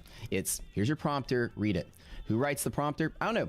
Probably the intern. Who knows? But you're not sitting there. That's why people always make fun of like Jim Cramer and all these other folks that are actually really smart. Because I bet you Jim Cramer doesn't even write his own script for the show. He just gets up and does the show, and the writers write the script. He just gets on, does his piece, goes home. And the writers are always wrong because the writers are probably stupid and don't trade. And no offense to them, but that's what the news typically is. They're reporting what is, and you're making decisions now off of what is, but Wall Street already forecasted that side of the bet months ago. Half of Wall Street bet it was going to be that. The other half bet it wasn't. And the minute the news comes out, it's reported as like, this is the mechanism why the market's moving. And it's not. The market had been moving to that for maybe years, months, weeks, whatever before. Wall Street tends to have quantitative analysts whose job it is to predict the future, like a weatherman. And so they're going to understand patterns and trends and whatever and make an assessment like we're about to do. So as we know, the friends that I run with that talk about this, I think it was Markets and Mayhem that brought this first to everyone's attention in our groups, was that the last 7 recessions that we've had of a 20% more a drop, there was no reversal that made a like 2-wave high breakout. I say 2 waves is like a wave up, retracement, wave up. This is not like LA wave or anything. And turned bullish until there was rate cuts. That's a huge data point because that's a really solid sentiment reason. If the recession is caused by the Fed, or the sell-off is caused by the Fed, then the unsell-off is certainly going to be catalyzed by the Fed as well. Economic data can make the market pivot higher, but that's such a slow-moving ship. You need to see quarter-to-quarter company performance earnings. So step one is that how does the company increase their performance? Well, number one is they produce more than they can sell, right? They produce into a surplus where they can actually sell as much as they're willing to buy. They need to meet demand with sales. This is the first year they did that. In COVID, they couldn't, right? You would hit caps of how much you can produce, and people were waiting for more and you couldn't produce it fast enough. So now you got over the hurdle of meeting demand. Now you're producing a surplus. So now you've overshot, right? So an example is, let's draw demand right here. This is 0. And in COVID in 2020, and some fundamentals, right? You went to here and there was a supply limitation. You can only sell this much and your stock price is reflecting that. The market's been crashing out, right? So this year, demand is the same place. Just say demand is the same. And now you can produce more than the demand. Okay. Supply, you've overproduced. So prices should come down a little bit. Are we seeing that? Yeah. The CPI year over year is coming down a little bit. It's still really high, but it's coming down. It means that as the months go by, companies are out producing demand. We understand that. This is basic economics. More supply and demand, prices come down. More demand and supply, prices go up. So now we're overproducing. You can go to any store and you're not going to see empty shelves of a lot of things. Maybe some spot products, but I mean, there was times when you couldn't even buy cheese for a while, right? It got weird for about a year. So where we are now is that companies are now oversupplying, and now they're oversupplying when the cost of raw materials and labor a couple months back or quarters back was a little more expensive. So they produced a lot more at a more expensive price, which means their margins got killed, and now they have low margins and they need to produce less to compensate for that.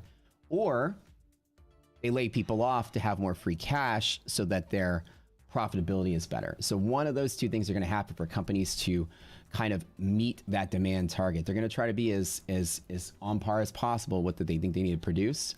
So the way to not oversupply is either A, lay people off, or and free up some cash and become more efficient in your process, or just produce less directly. So companies are likely going to have a period of not really good profitability while they are making sales. And this is the region that we're in. So again, quarter to quarter to quarter, you're going to see that kind of like oscillating of like things stabilizing. You're going to see like little waves of layoffs as some companies getting rid of people to trim the fat. Some people may be producing less to trim the fat. Whatever it is, companies are going to be struggling with pressure from shareholders. The profitability and low margins are going to be a plague to those forward guidance numbers of expectations of like quarters coming forward. Okay, long-winded answer, but what you're saying is that you're going to see like some cycling economically that's not going to be bullish or bearish for a while everybody kind of gets their foot back on the ground, maybe puts their second foot on the ground. They can now breathe again, and now companies can start focusing on growth and efficiency. That's what you're going to look for. Yeah, dude, I love Markets and Mayhem. He's a great resource. So fundamentals are going to be so slow of a moving ship that you're not going to really, that day-to-day data is not going to be enough to really pivot the market. The real big catalyst we're going to have is going to be earnings season. The next couple weeks and the next couple weeks are going to be banking, tech. I mean, the big dogs are coming up, and then next quarter I'll have the same thing. So in reality, it's not going to be the production issues that are going to be, or inflation that's really driving the boat. That problem is pretty much over, and it's going to have like some micro oscillations, which means, you know, we're going to see quarter to quarter effects of jobless claims over a long period, like 2 or 3 maybe like weeks, or maybe even 5 to 6 weeks up might be an uptick in the market, but that's really not enough to really showcase greater problems in the economy. If unemployment's going up for, you know, months at a time, then next quarter and next quarter and next quarter will feel that burn. Oh, show. But these little micro ticks, you know, CPI, you know, a tenth of a point, it's noise, is noise in the data. And so what's really going to drive Wall Street to get ahead of the curve, right? Being a profitable trader, you want to get ahead of the curve, right? Being a risk-based trader, you want to get ahead of the curve. Where's your risk? Well, we know that if we look at the rate decisions, right? We were a quarter of a point. So we raised a quarter, we raised a half, we raised 3/4, we raised 3/4, and we raised 3/4, okay? Each time we've raised, the market has responded exactly as you expect. Rate hikes are bearish signs in the market just because Wall Street believes that other people will sell, so they sell. That's it. Are these rate hikes bearish for the market? Absolutely not. Not in this environment, like it would be in another environment. Rate hikes tend to destimulate lending, which destimulates spending, which slows the economy down, which stops inflation due to hypereconomic activity.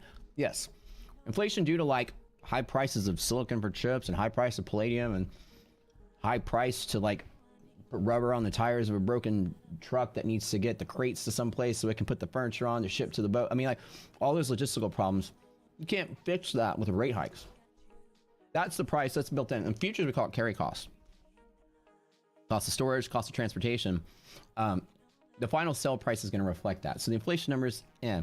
But Wall Street is anticipating these rate hikes as being sentimentally pivoting the market. Okay. So if we go the next time around, which if it says half a point raise, like we go from 3 1/4 to 375, the change is less. The perception of that will be very bullish. Any rate cut will be very, very, very bullish.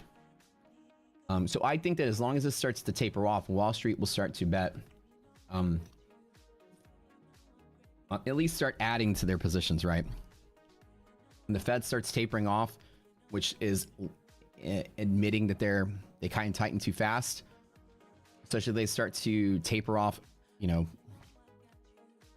10 months into it, which is, you know, it's not unheard of for them to taper off this quick. You can see that like somehow rate hikes often last for a very long period of time.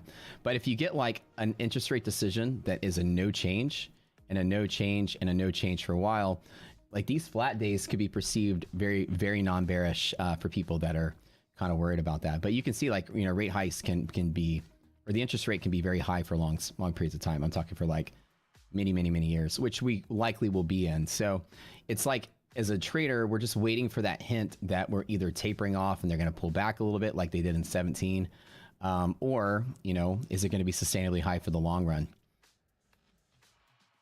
It's very possible that can go to 3, 5, 7, 8. We've been there before, but just, you know, a couple of prints where there's no change, Wall Street can likely perceive that as not being super bearish, right?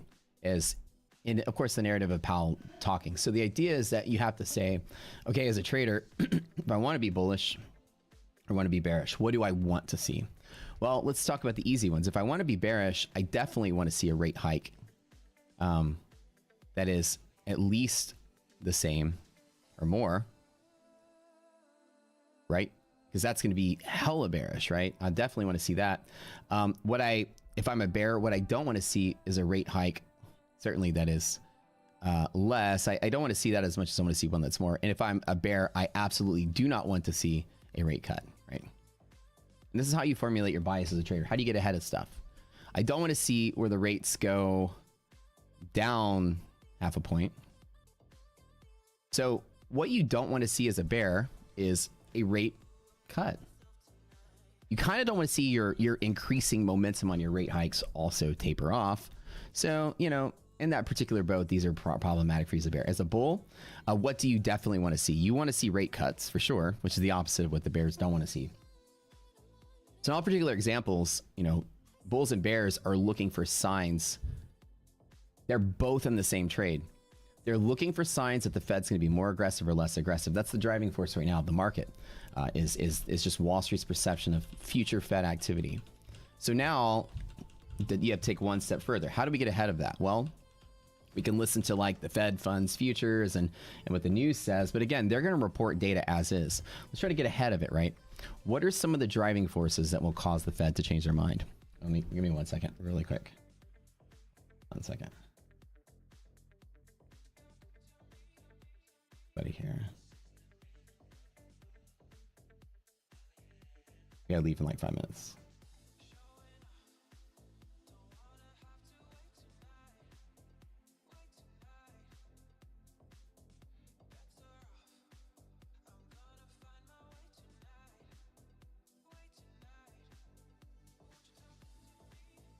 So ideally, is Powell's going to tell you what his motivations are. We're continuing to watch labor market. We're continuing to watch healthy economy. You know, he talks about labor market more than inflation. I mean, he's literally telling you what. Hold on a second, guys.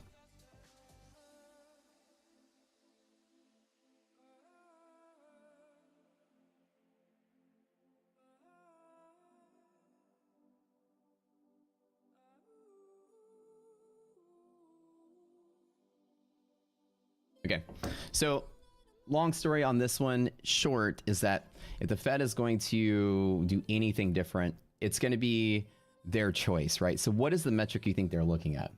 And again, taking a few steps back, is that when you have inflation and high unemployment, it's called stagflation.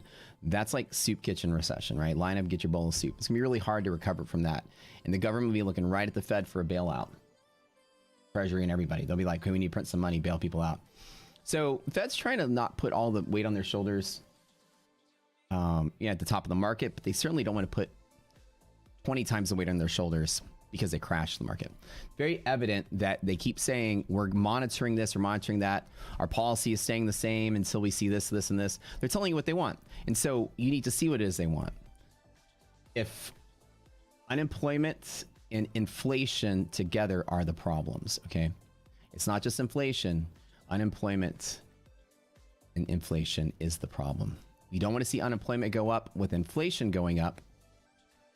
They both go up, that's really bad. We want to see inflation come down and unemployment come down to be really good. So if the Fed over tightens, the stock market crashes, people get laid off. People get laid off, that you go back to COVID, where it's like basically slow roll again, shortages.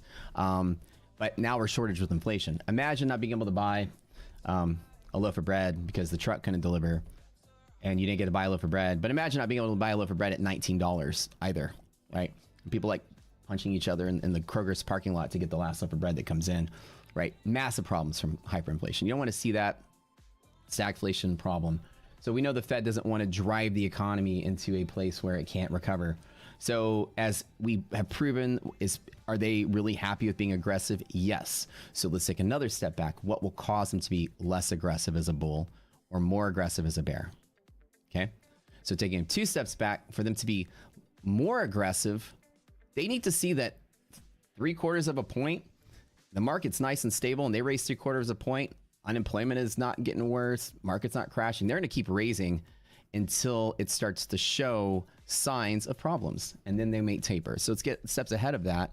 Is on the bear side, you're seeing them be very aggressive and you want them to stay aggressive. So you want to see things like unemployment numbers coming down, right? Which looks good on the economy in the long haul, yes, but unemployment numbers coming down is no threat of stagflation. So Fed has a license to hike, okay?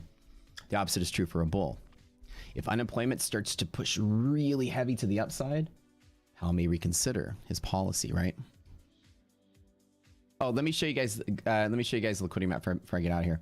But basically, that's what I'm saying. So 2 or 3 steps ahead, inflation numbers are starting to come down, and that's going to be like, you know, it's not going to be drastic changes anymore. So we actually have the drastic changes now in the employment situation. So if unemployment goes up, risk of Fed tapering off goes is up, or the probability of Fed tapering off is higher. Unemployment numbers go down, then the Fed has all the license to stay as aggressive as they want. So now, getting 3 or 4 steps ahead, I want to see employment situation being challenged, whereas Wall Street is going to be like, ooh, the shorts that are betting on that additional momentum from the aggressiveness are going to say, ooh, Fed is not being so aggressive. Let me take profits on my short. And boom, there's the rally, right? So 5 steps ahead, I think it's counted 5. That's what you're looking for, is to find a way to be ahead of the curve before others do, before the news picks it up. And the news is going to say, well, gee golly, the market rallied, or the market fell on really bad jobs data and then somehow fell 100 points and then rallied for the day. Well, that was crazy. Well, that wasn't, right? I mean, you can piece that together. It doesn't take a genius to do some logic. You just have to understand human motivation. If you're a good listener, I mean, you're a good partner to your husband or your wife, you're good at listening to what people are saying and what people are saying between the lines, you can make those very good assessments without having like a PhD in trading or economics or anything, right? PhD in trading. But seriously though, those are just common sense assessments. As a trader, just use common sense to try to reverse into somebody's, we call it root cause analysis, but somebody's motivation. What was the motivation for that decision making, right? And so what is it that they want to do? What is it they don't want to do? And then explore both options, and you'll back into a solution every time. Just keep asking why until you can't ask why anymore. What are your 2 graphs on the lower right? This is the old Rocket Scooter Lite app, which is a smaller version of the app. That's just the 2 resiliences. It's the same as this right here. Oh shit, I don't even have my, let me put my trade up here. Sorry. My trade, I didn't even realize I was not showing this. Okay. Sorry about that. I didn't even put this on here. This is my trade from this morning, the one I grabbed right off the dip. These are those SPY October 28th calls, the ones I grabbed this morning. Just trading on that. I grabbed them right about 234. They're trading right about 292 right now. That's great. We tapped MHP. MHP resilience was high. I just jumped in the long and we went. Yeah, pretty simple setup here. I'm looking for at least the gap to fill, which we marked right here. The gap fills, I got to decide what I want to do with them. I'm not really sure yet. Man, I do like the idea though. This is collapsing. Okay, I gotta run. I'll fill you in a little bit later. I'm flying to Denver tonight. I've been in Colorado for like 10 days. I'll be streaming remotely.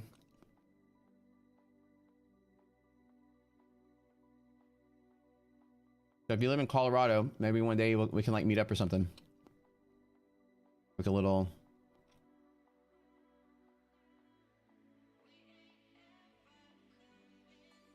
Yeah.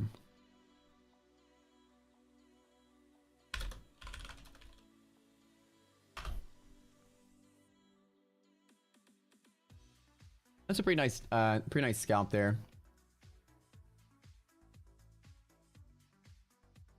Isn't that my position size? Hold on. How do I do this? I really need to set up my...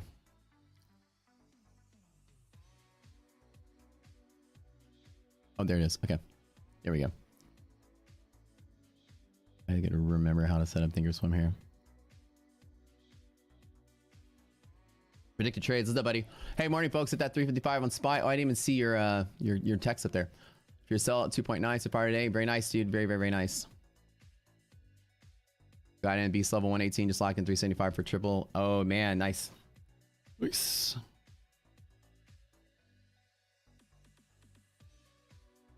Yeah, I'm up maybe 1,300 on 4 grand, so I'm only up about like 30%. I didn't grab like the dip, but I got 28, so I got something far enough out to at least, you know, maybe get a little beef on this trade and ride their earnings tomorrow in banking. JP is getting like blasted to the upside. It's super nice. We're seeing banking be very strong. Super nice. Okay. If you want to join Rocket Scooter, but 50% off the monthly subscription coupon code. We love you guys supporting the team, supporting the group. We are growing at a rapid pace. Our YouTube is growing up. So I want you guys, everybody, go down, like the stream really quick. There's like a bajillion of you here. You have to click that like button or else YouTube won't reward our hard work with algorithmic live.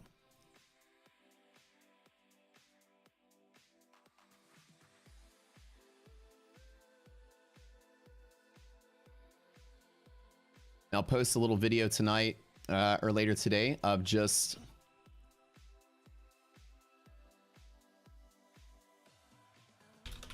like and comment, please. And we will love to have more of you guys coming in, checking out what we're doing here.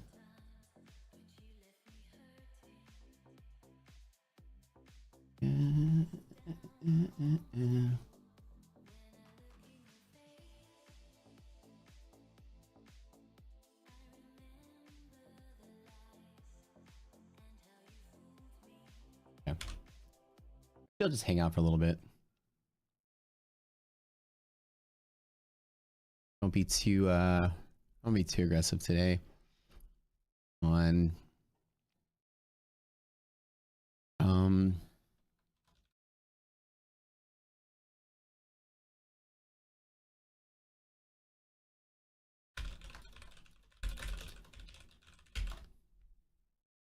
you here trying to figure out? Yes, sir. All right. So I'll just kind of explain anything that you guys have any questions about. Holler at me. Let me know. Just a quick and dirty rundown. There are some videos. Go watch this video really quick. It's called Rocket Scooter Basics. Or actually watch it whenever I close down.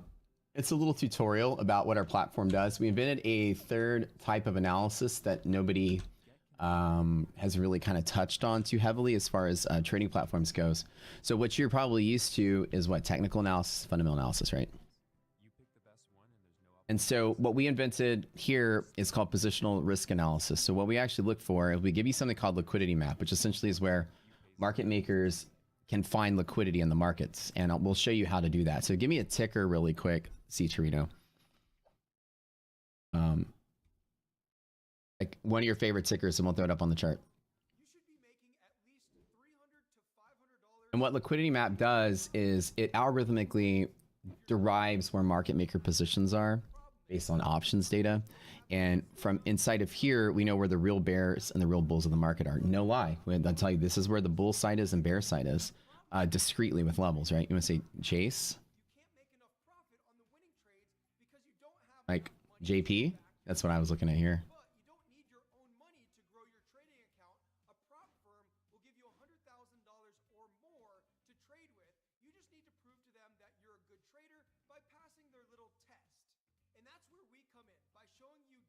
So liquidity map shows you where bulls and bears are on any particular time frame you're looking for. So on the daily mode, you can see right here, the market has bearish positioning here and bullish positioning there. Okay, so the bull zone and bear zone, for instance, the market has squeezed to the top of the bear zone. So as my day trade on the long side, this is a great time for me to close out my day trade. I'm almost up like 50% on that. Actually, no, 100% on this now. Wait, hold on. No, 50%, sorry.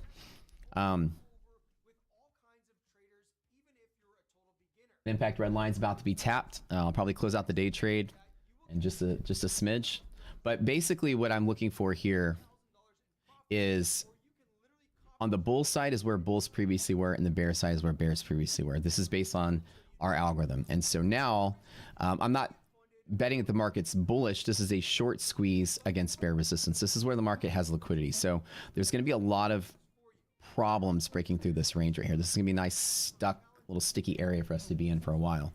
So as a trader, I know that if I'm catching a long wave on a rally, I kind of am not anticipating it to continue without a really massive catalyst. So I plan my reward side of the trade, for instance, to the edge of the bear side.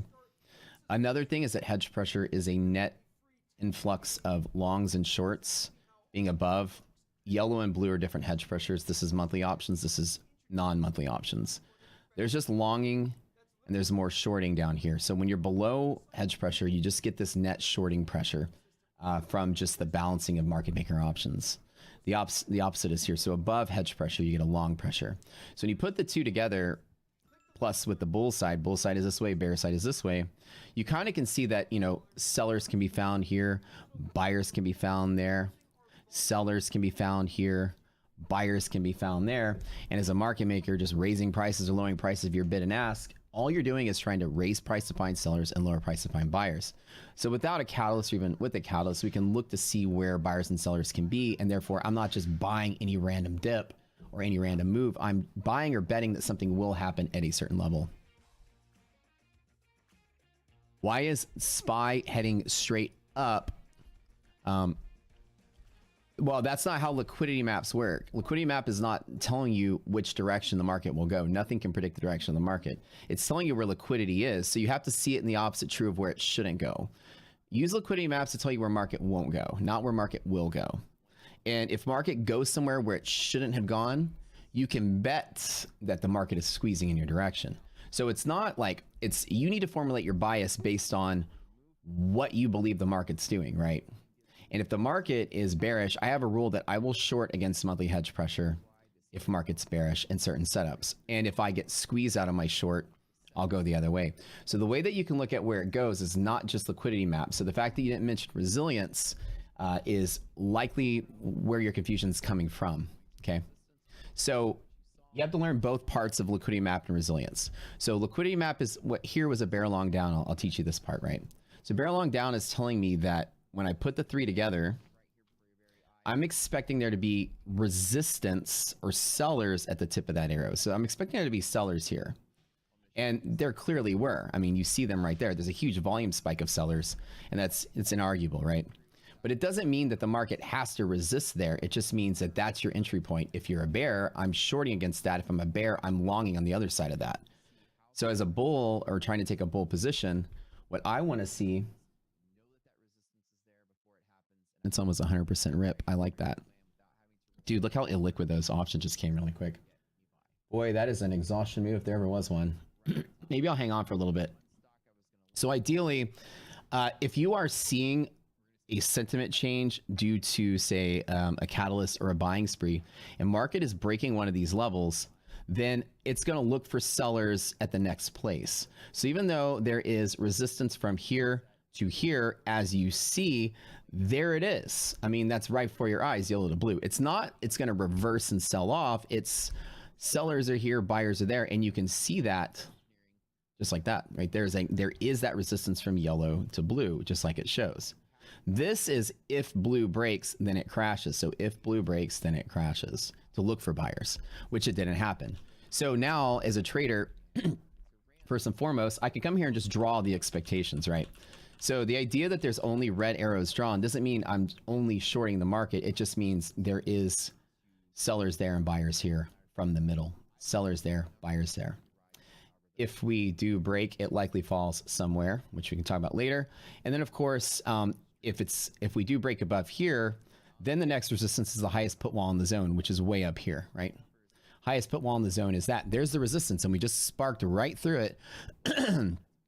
So on that note, right? I'm going to take a near 100% gain and flatten my position on the next screen up, because that is a resistance. So even though I'm trading it to the highest put wall in the zone, which was on the break to there, that's my day trade. So the next step is understanding at these lines, which direction do I bet it's going to go? And there's where resilience comes in. This is going to show you, with all things being equal, with a rational market and no catalyst, that the market has the propensity to, or it has this desire to find buyers and sellers with no mechanism at all, other than where they're proven to be. In a catalyst like today, markets can be a little crazy. So in a catalyst, you have to go straight to the source and go to resilience. Resilience will tell you the direction the market's going. I'm up. Holy shit, there goes my trade. Fucking A, baby. Wow. Dude, I'm up 140% now. Let's fucking go. And we're riding. Okay. Not bad. Not bad. I'm up almost 150% now. That's a huge run. Let's just flatten that because that was a day trade. All right. That was a quick 6 grand. I'll take it.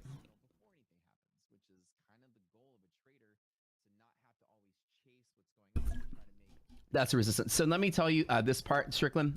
Oh, hey, I didn't even know it was you. My glasses on. I love your stuff, Dr. Russ. Man, I like your page on your Twitter. Well, Twitter friend here. So when you get to these levels, what you have to do. Yeah, I closed because that's the resistance. That was hella good trade. Okay. So when you get to the level, right? And as I was showing you a second ago, there is some resistance, right? Yes, where those arrows were. Yeah, like right there. Okay. When you get to this level, you consult resiliences. And every time you get to a pivoting level, you need to look at what the resiliences are doing in the index. And let me clear everything out. So I use resilience to forecast directional moves. That's it. So when I get to the middle, right? What resilience tells you is this is the net rate of hedging of all stocks in the index. If this is positive, what white matches with white, this is your half gap number, okay? We opened right here. Previous day, we closed right there, right? And by the way, I told you guys, anytime I enter a trade on stream, I'll always have it on the screen. So when I'm entering and day trading, I'll always show you guys everything I'm doing. So if I don't, remind me to put it up. So when you get to resilience analysis at half gap, if resilience is negative, then you can draw an arrow like it's resistance. The minute resilience is positive, half gap becomes support for the day. So when this guy goes positive from this moment in time onward, that's support. As long as this white number is positive, we're not breaking below half gap. There's 90-something% accuracy on this indicator. Like 99. It's been wrong like one time. Because this is arbitrage between the index and the stocks. If the stocks themselves are rushing to fill their gaps, there's no reason the index is going to turn the other way when all the stocks market cap is going in that direction, okay? So what you have to understand as a trader is that if the rate of implied hedging is positive, then stocks are rushing to find sellers by filling the gap. So the S&P is not going to go against that. This is arbitrage as good as it goes, right? So when white is positive, white is support. When yellow is positive, yellow is support. So let's just kind of draw some arrows where they were. So between here, ooh, and this is where the decision making comes in. So liquidity map is superseded by resilience. It can actually show you breaks if there are any. And it's written in our strategy section on how to read that. So liquidity map is showing me where buyers and sellers can be. Resilience is going to let me know if I bet for or against those sellers or buyers at that place. So right here, we gap down, resilience is negative. So from this point to about right here, this is resistance, okay? It's gonna be hard to break through that. And then the SPY pushed a little faster from about here to here. It actually is the level where it popped up. So actually this is where it popped up. This is where it was down. So when it becomes support, from here, support, as long as it's positive, this white number is support. So now any short trade I take ends here. So from 104 to 103, so this is like a 1.5 move from here, a 2.0 move from here. So I know that even if I short from here, it's only going to there. I'm not shorting for a sell-off from the white number. Can everybody type yes in chat if you understand that? This predicts very accurately if you're going to fill the gap to the upside or fill the gap to the downside, which means touch the open price or touch the close price. If this is positive, we're going to fill the gap this way, okay? So any short side target here is even limited. So I will know that I can take a short, but I just chose not to because the yellow number was positive, and it's the same thing with yellow. So if this is positive there, and it's negative here, like if I just draw the lines on the chart just like this, then once the yellow number goes positive as well, then this is also support. So when you get to that target, where it's bear long down or bear short down, right? It's telling me to expect resistance there. As we pass through here, it goes from BRSD to BRLD, which is same thing here. They both have resistance against yellow. So it's yellow to blue only. So yellow to blue only. And do I bet that yellow rejects and then breaks blue? Well, if that resilience is greater than 0, I don't take that bet. As a matter of fact, I do what I did today, which is bet that it breaks. And if this is positive, then yellow's also support, which is, this is a textbook short squeeze day trade, super textbook. So from this point in time forward, this guy is support. So as it's trying to sell off where there are sellers, because the liquidity map tells us they're sellers, resilience is telling us the stocks themselves are squeezing faster than the index is. So the index is going to squeeze to go with it. So these are your tiebreakers, each of those lines. All 505 tickers, there's actually 505 tickers in the S&P 500, go into each of these calculations. This is all stocks breaking hedge pressure or not breaking hedge pressure, or being above it or being below it or breaking through it. There's a correlation that looks for the net rate of hedging on monthly hedge pressure and sums up all the stocks. And if all the stocks rate is positive, then the S&P will be above its monthly hedge pressure, not below it. And from this moment in time, right here, you knew that the market was going to not reject that. So then I take the squeeze case, which I told you earlier is you look at the not case. So even though liquidity map is showing me there is resistance from here to here, there's a clear breakout run that is reflected in this bear long down you see here, which is the highest put wall in the zone, where there is resistance, and that's why I closed my long there. I took, even though there's not a green line there, it's because we don't bet on breaks, but we do respond to them, right? There is certainly any kind of break on any hedge pressure, just like there is a break to the downside. There's always a break case to the upside. When I get there, I consult that resilience, and dude, that was a $6,000. I could buy Rocket Scooter 2 fucking times with one trade, just off of this textbook play. Now, again, you guys can't mimic what I do. You know, this is like my results can't imply your results. So don't think that I'm like handing you guys any kind of success on a plate. You're also going to suck at trading no matter what you do. You got to learn the business like everyone else does. But at the end of the day, this is pretty textbook. So if there is confusion, I invite you to go through now I got to go. But this confusion, I invite you guys to go through like a training session. We can walk you through how the two go hand in hand. But resilience is my check before I take action every single time. And let's go to just really quickly check where that is. And I got to run out of here. You come into our stuff. You go to the little red books and you go to entry rules and trading strats. They'll give you a little bit of information.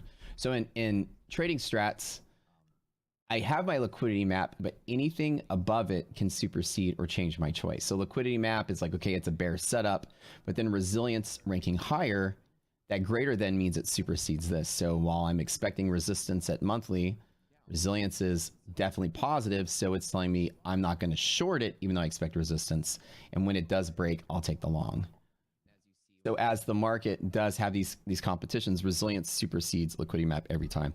So resilience is how I pick the short squeeze case as opposed to shorting against the bear market. Does that make sense, everybody? How much did I make today? How much was that trade that I made? Did y'all pay attention to that?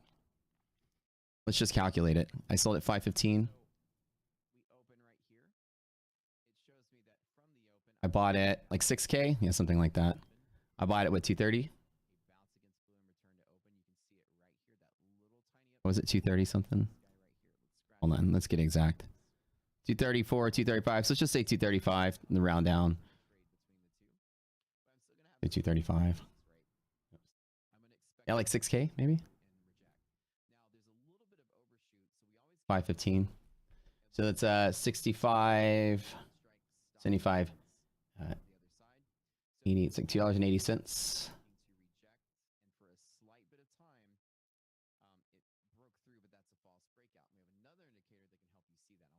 And I bought 235 times 20. So 470. I put in 4,700. I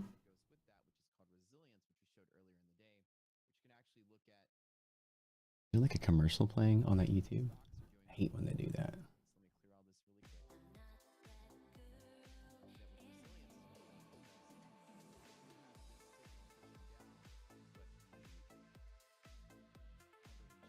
So I paid, what was it? Yeah. So I guess the difference is 280 times 2. 5,600, I guess. I'm just estimating. Something like that, yeah. I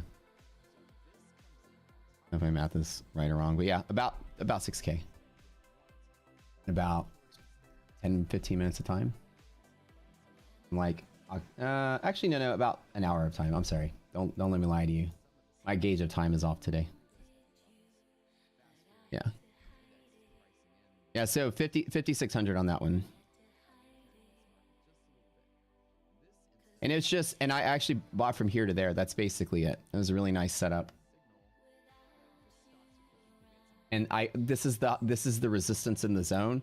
So when it popped through, I literally dumped it right here on that green candle because I knew it was going to pivot. Look where I got out, like right at the high. Dude, this is like textbook stuff for me. 515, 534. Like it came up, it came down. The minute it popped, I just market closed. Like I didn't even have time to fiddle with the limit order. I dumped it at 515 and now it's down almost $1, right? Pretty nice, right? Your name is I'm your neighbor. Are you my real neighbor? Be kind of cool. My real neighbor actually trades crypto. Oh shit, Colorado. Oh, I got a pack. Okay, I gotta go, guys. I'll be back later.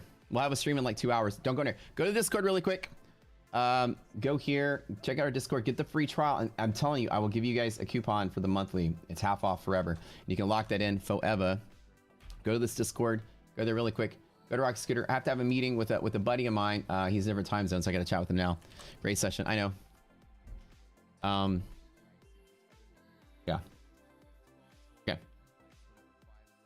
Just hang tight, and I'll chat with y'all like later.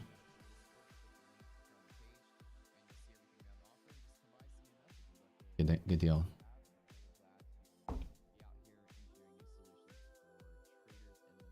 Free trial. Sign up today. I'll give you guys a coupon. Half price off forever. Okay, let's go. There's your coupon. Caps matter. Okay. Woody real quick.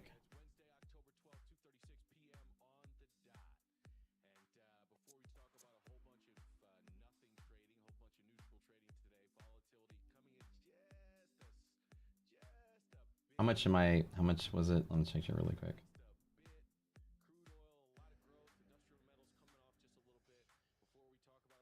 $56.10. That was the profit on that one trade.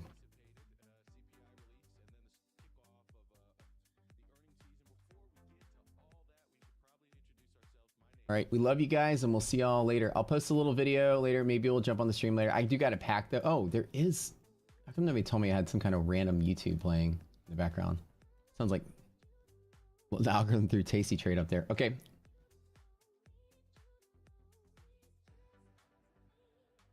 Few seconds here. Go in that Discord. We'll continue our discussion there. We love you guys. Make sure like the stream before you go. 38 likes. Sad. Give us more. Like some more. Click that like button before you go. Help that algorithm out. You guys can watch me make and lose money. We'll have some fun with it. Love y'all. See ya.